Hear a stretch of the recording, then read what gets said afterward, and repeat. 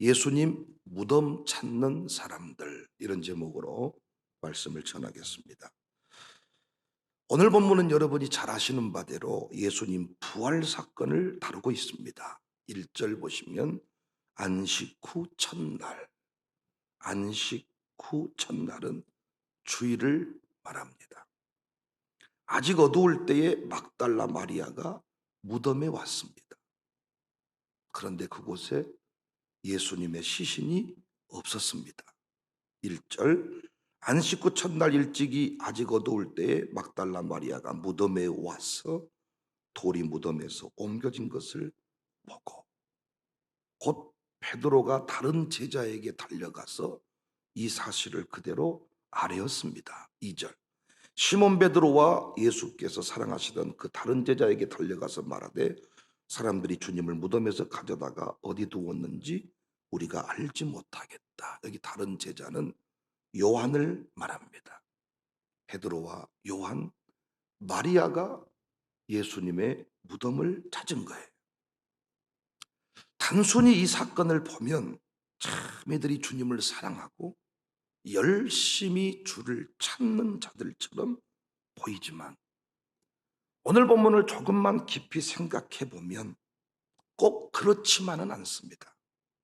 어떤 의미에서 새벽부터 무덤을 찾은 이들이 가장 연약한 자들이 아니었나 생각할 수가 있습니다. 예수님은 죽으시기 전에 부활에 대하여 수차례 말씀을 했습니다. 요한복음 11장에서도 나는 부활이요 생명이다. 그 외에 여러 곳에서 3일 만에 부활한다 이야기를 했습니다.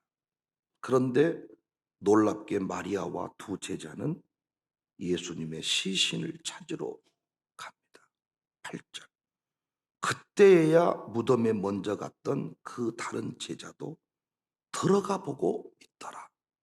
9절 그들은 성경에 그가 죽은 자 가운데서 다시 살아나야 하리라 하신 말씀을 아직 알지 못하더라. 저는 오늘 본문을 새롭게 묵상하면서 이 시대의 신자들의 연약함을 그대로 확인할 수 있었습니다. 부활의 말씀을 들었으면 무덤에 가지 않는 것이 옳습니다. 의도를 가지고라도 그 자리에 가서는 안 됩니다. 다른 사람은 다 몰라도 마리아와 베드로, 요한은 그래서는 안 됩니다. 다른 사람들은 정말 부활했는가 보자 가서 확인이 필요했다면 이들만큼은 그렇게 해서는 안 됩니다. 그런데 이들이 가장 먼저 무덤을 찾았습니다. 저는 목회하면서 이런 장면을 여러 차례 목격했습니다. 목사가 설교하고 성령의 감동을 전할 때 믿고 움직이는 사람이 교회 내에 마리아와 베드로, 요한급이 아니라 새 가족일 때가 많습니다. 오히려 마리아, 베드로, 요한은 또 그 소리 정도, 또 그 소리, 또 그 이야기 정도로 이해하는 것 같습니다. 교회를 염려하고 목사를 믿지 못하는 사람도, 이게 참 웃긴 이야기인데, 목사의 이야기를 가장 못 믿는 사람이 누구냐? 마리아와 베드로, 요한입니다. 오히려 우리 교회 처음 등록한 사람은 목사의 말을 잘 믿습니다. 그런데 교회 내에 베드로, 요한, 마리아급들은 목사들을 많이 만나보고 목사에 대한 상처가 있고 그래서 목사의 말을 그대로 믿지 않습니다. 정말 웃기지 않습니까? 부활한다고 했는데 무덤을 왜 찾아가? 열린 무덤을 보고 왜 놀래? 한두 번 얘기하신 겁니까? 한두 번 얘기한 거냐고요, 여러분. 저는 우리의 신앙이 예수님의 시신을 수습하는 수준에 머물지 않기를 원해요. 2000년 전의 교주를 추억하는 수준의 예배가 되어서도 안 됩니다. 그런데 그리스도인들이 묘역 참배하듯이 영국교회 가봐서 합니다. 그곳에는 교회 내에 묘지가 있고 교회 충성을 다하는 사람들의 시신이 묻혀 있어요. 그래서 그 묘역을 참배하듯이 지난날의 추억을 되새기기 위해서 교회를 찾는 경우가 많습니다. 그래서 어떤 기대도 두근거림도 없습니다. 떠나버린 예수님에 관하여 공부한다는 생각, 그 예수님을 기념하기 위해서 국화꽃 들고 찾아오는 그런 수준의 신앙생활이니까 재미가 없고 두근거림이 없고 감동이 없는 거예요. 그런데 성경은 분명히 말씀합니다. 히브리서 13장 8절에 예수 그리스도는 어제나 오늘이나 영원토록 동일하신다. 이방 종교와 우리의 차이가 여기에 있습니다. 우리는 미라가 되어서 관 속에 누워있는 교주를 추억하는 게 아니에요. 예배라는 것은 2000년 전에 살다 간 교주를 기념하는 게 아니에요. 오늘 이 자리에 오늘 우리 가운데 역사하시는 예수님을 만나는 시간입니다. 혹시 누군가 2000년 전 예수님을 추억하기 위해서 성지순례를 갔다, 이 사람 미친 사람입니다. 의도가 잘못된 거예요. 목적이 잘못된 거예요. 2000년 전에 살다 간 예수님을 추억하기 위해서 성지순례를 갔다, 이 사람 정신병자 아닙니까? 이 사람 정말 이상한 사람 아닙니까? 성지순례의 목적은 예수님을 추억하기 위함이 아니라 성경을 잘 이해하기 위함이어야 되지요. 왜? 예수님은 이미 살아서 그때 썼던 역사를 오늘도 지금도 광산구에서, 우산동에서, 광주에서 쓰고 계시기 때문에 추억한다는 것은 말이 안 되잖아요. 어떤 분은 종종 예루살렘에 가서 기도하면 기도가 더 잘 된다고 말해. 맞습니까? 요단강물을 떠다가 세례를 베풀면 좋겠다. 어떻게 생각하십니까? 성령께서 오늘 또 역사하시면 예루살렘에서 팔레스타인 지역에서 예수님 당시에 일어났던 갈릴리 지역에서 일어났던 그 역사와 그 감동은 오늘 이 자리에서도 일어날 수 있는데, 우리는 추억하는 신앙으로 변질되고 말았습니다. 마리아, 베드로, 요한 수준입니다. 성령이 역사하시면 여전히 동일하게 그 역사와 감동을 느끼고 두근거림을 가지고 살아갈 수가 있는데, 마치 김일성 시신 바라보고 살듯이 그런 분이 있었단다. 제발 어제의 이야기로 오늘을 살지 않기를 바랍니다. 우리는 보통 어른들을 꼰대라고 합니다. 꼰대. 꼰대는 오늘의 이야기가 없어요. 오늘의 노래를 몰라요. 어제의 이야기만 가지고 있는 사람이 꼰대입니다.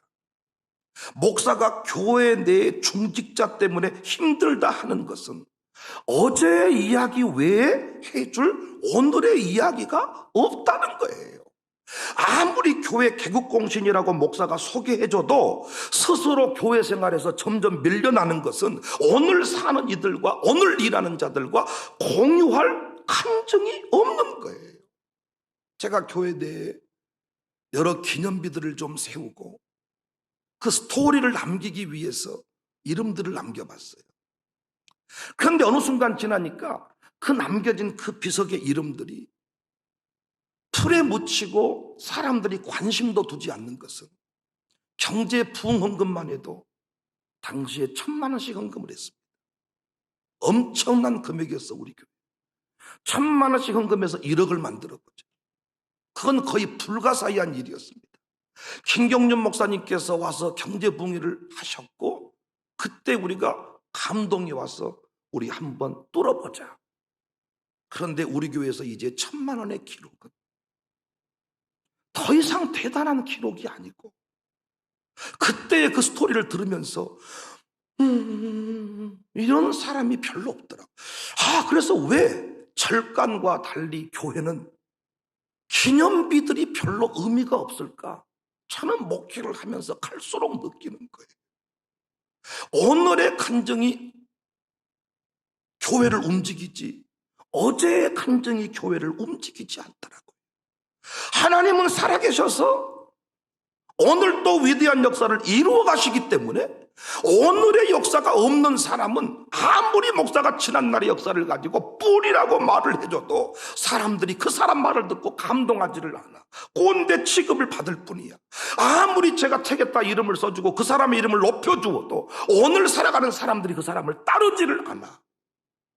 교회는 오늘 살아계시는 예수님과 위대한 역사를 써가는 곳이기 때문입니다.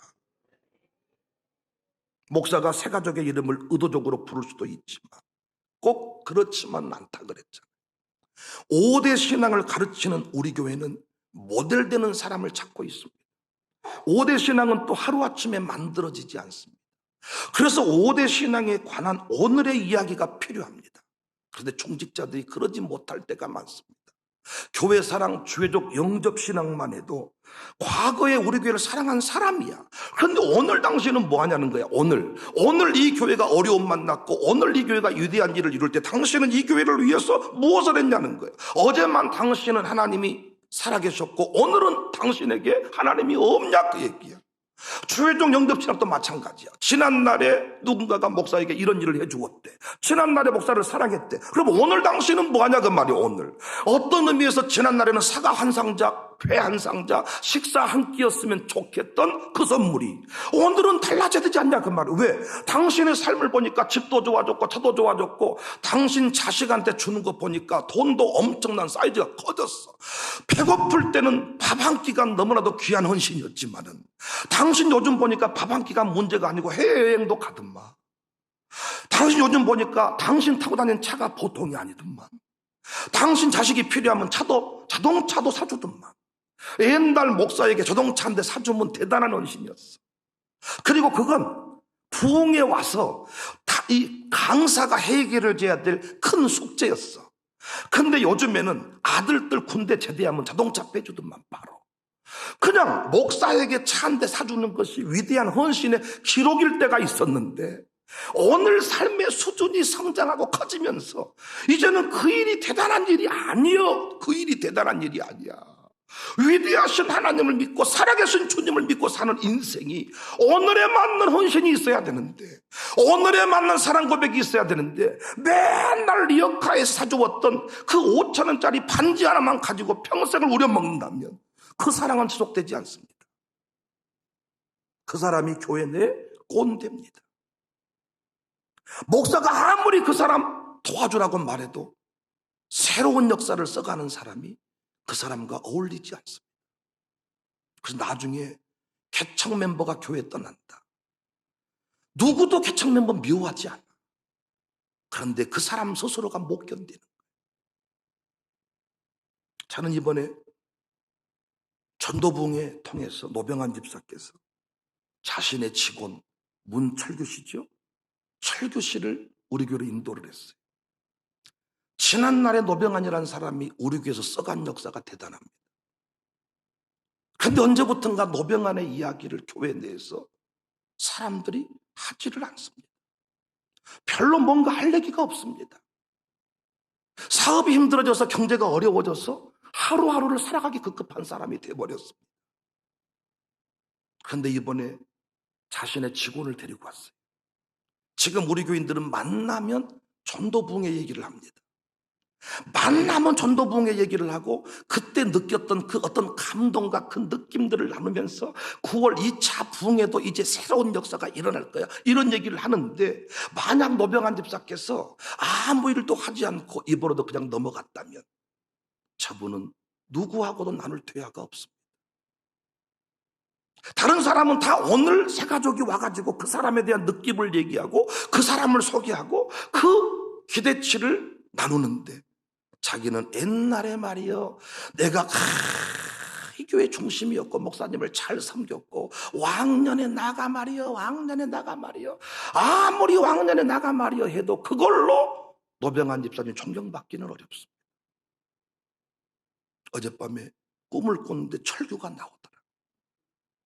막 산길을 이렇게 새로 난 길을 막 올라가는데 철규 씨가 용달차에 나를 태워서 막 낭떠러지 같은 곳을 막 가는 거예요. 목사님 운전 잘하십니까?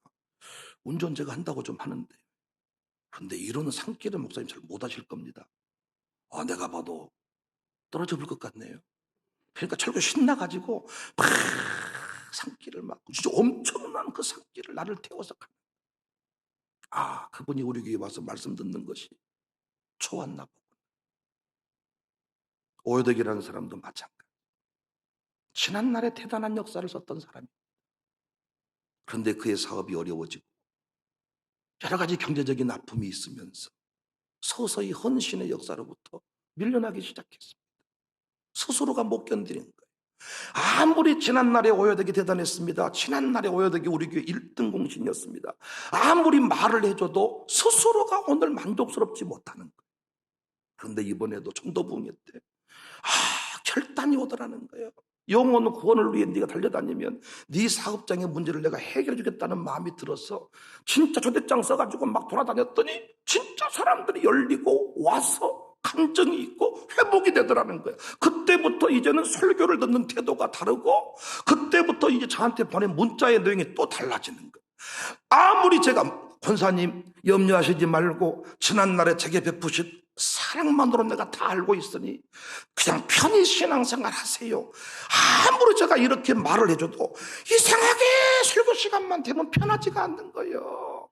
이상하게 목사가 지나가다가 자기를 쳐다보는 눈빛도 옛날 같지가 않는 거예요. 그래서 스스로가 괜히 시험 들고 사람들이 툭 한마디 하면 왜 당신은 나한테 말을 그런 식으로 하냐고, 왜 이따위로 하냐고, 상처를 받은다고 말하고, 다른 사람이 누가 감히 오여덕이라는 사람에게 상처를 주겠어요.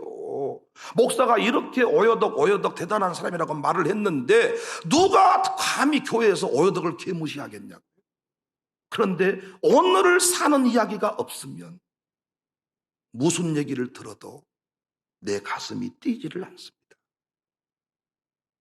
꼰대가 돼버리는 거예요. 꼰대가. 어떤 의미에서 오늘을 더 큰 역사가 있어야 하지 않겠습니까? 왜? 더 큰 깨달음을 얻었으니까. 내 삶의 수준이 지난날에는 드리고 싶어도 드릴 게 없었는데 지금은 드릴 수 있잖아.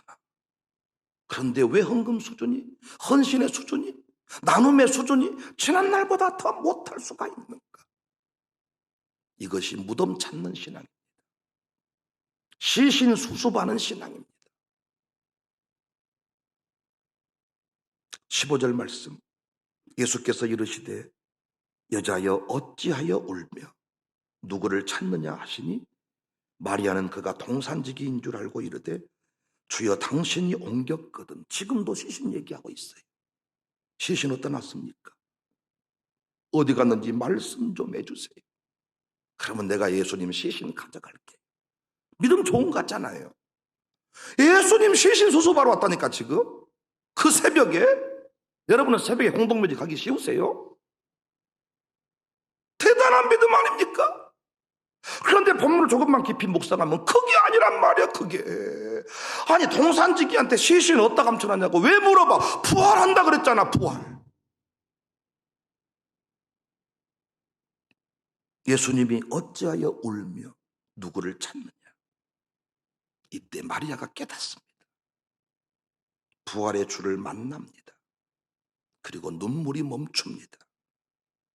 그 즉시 달려가서 그 기쁨을 전합니다. 18절 막달라 마리아가 가서 제자들에게 내가 주를 보았다 하고 또 주께서 자기에게 이렇게 말씀하셨다 이러니라.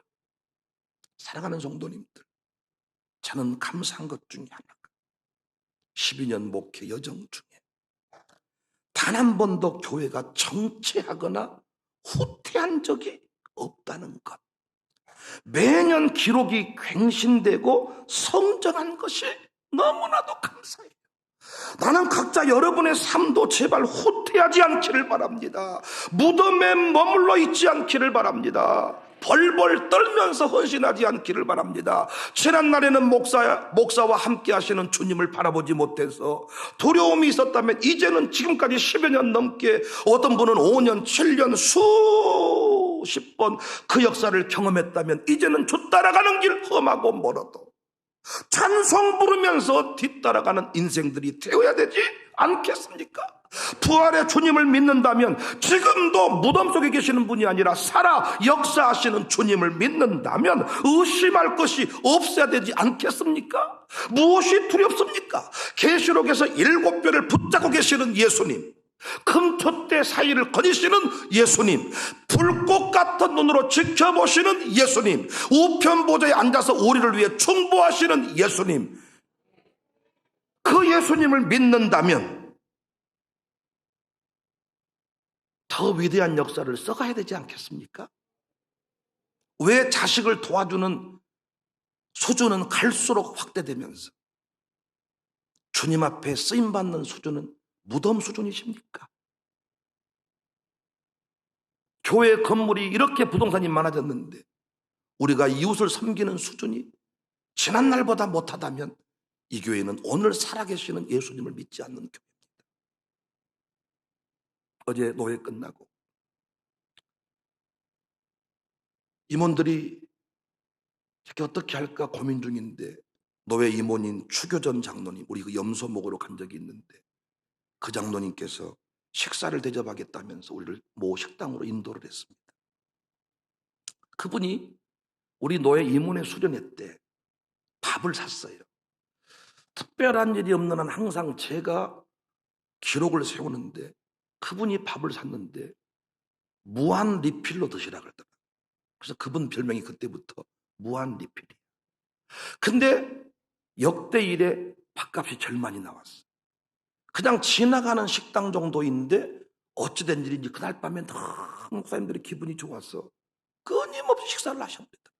그래서 기록이 세워졌어. 그래서 어제도 밥 먹으면서 그 사건이 두고두고 회자가 되는 거예요. 회자. 기념비적인 사건이 된 거예요. 장로님 세 분이 노회 임원이신데 한쪽에 밥 먹던 장로님 한 분이 이런 말씀 하시더라고요. 장로님, 또 목사님들 자꾸 그 얘기를 하시는 것은 기록을 갱신하라는 말씀인 줄로 알고 조만간에 제가 기록을 갱신해버리겠습니다. 그랬더니 추교전 장로님이 그렇게 하십시오 이렇게 말한 게 아니고 웃기지 마십시오. 나는 내 스스로 또 기록을 갱신하기 위해서 나는 준비하고 있습니다. 그러더니 밥을 꽤 비싼 거 사주더니 나가서 이제 다 인사하고 헤어지려는데 엄청난 큰 박스 선물, 오리집이었는데 오리 풀코스로 해먹을 수 있는 그 선 박스를 엄청난 박스를 밖에 사놨어. 우리 모두가 또 입을 벌려버린 거야.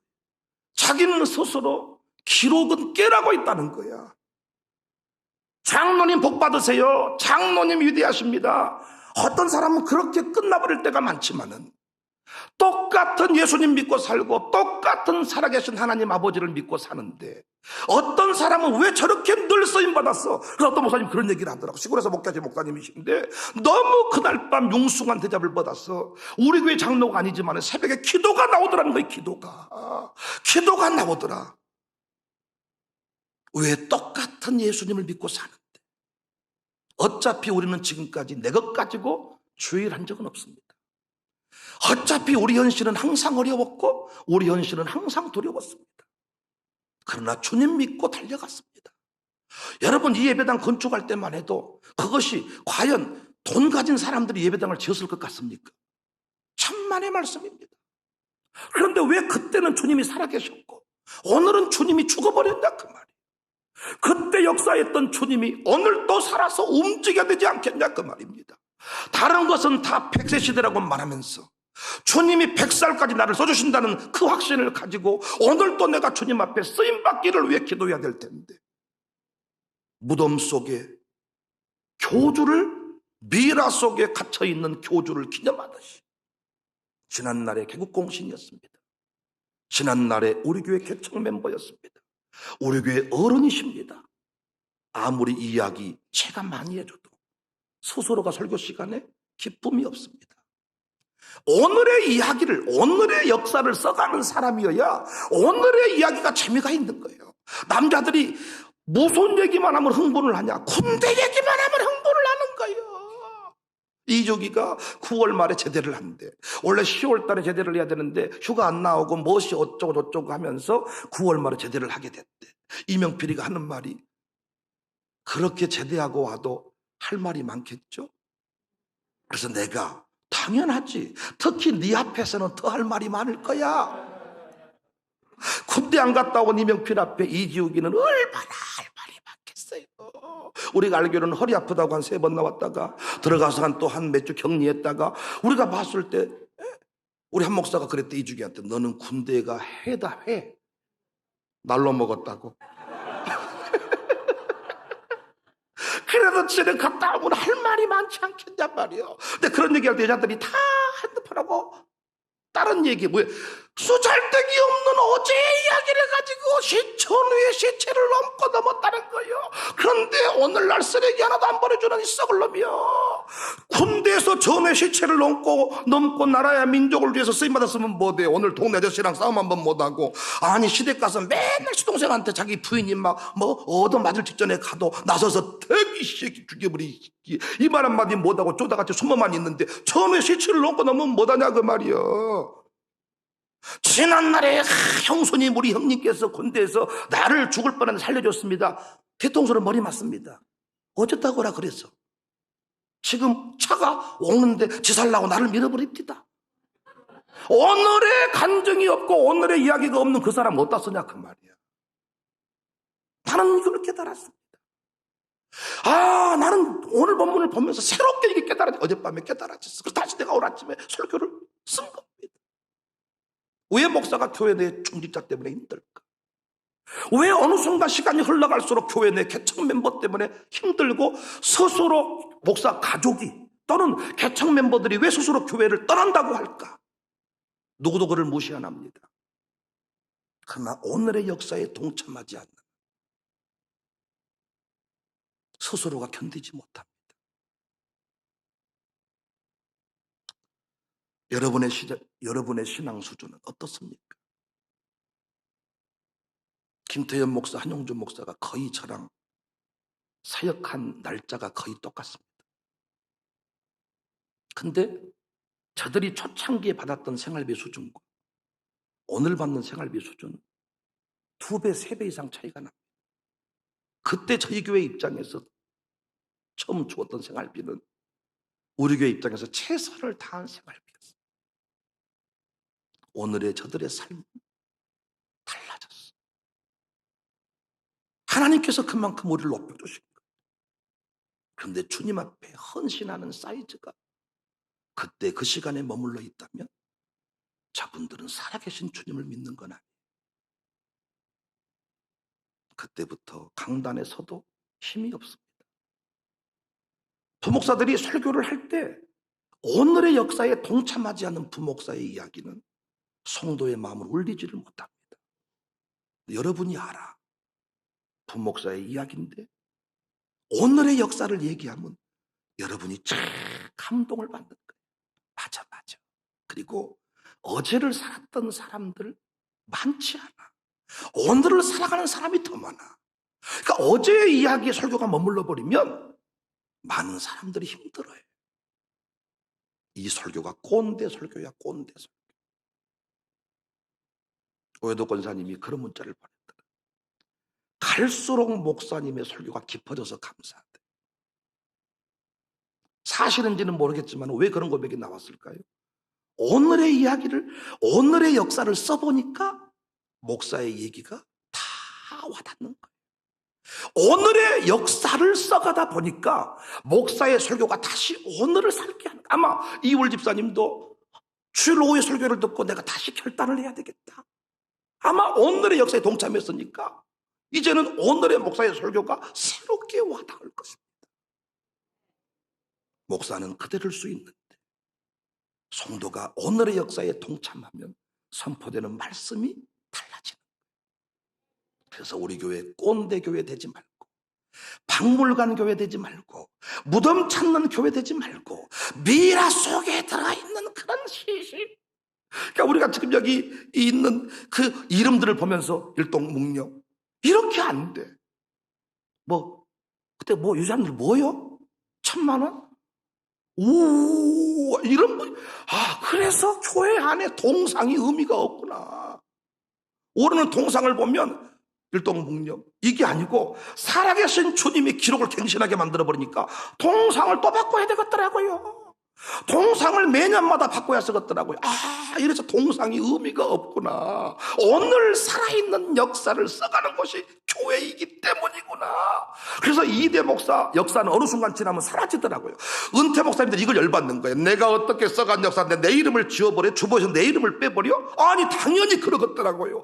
목사님의 이름이 사라지게 되겠더라고요. 왜냐하면 그때 썼던 역사와 3대 목사가 와서 쓰는 역사는 다를 수밖에 없어. 다를 수밖에. 그러니까 당연히 그때는 2대 목사님이 1대 목사님이 최고이셨는데 거의 예수님 수준이셨는데 3대 목사는 차원이 달라버렸기 때문에 역사 가운데 사라질 수밖에 없고 나는 흥하여야겠고 나는 세워야겠고 그는 흥하여야 하리라. 이것이 교회 역사. 살아있는 주님을 믿으시고 오늘의 간증을 만드는 우리 모두가 됩시다.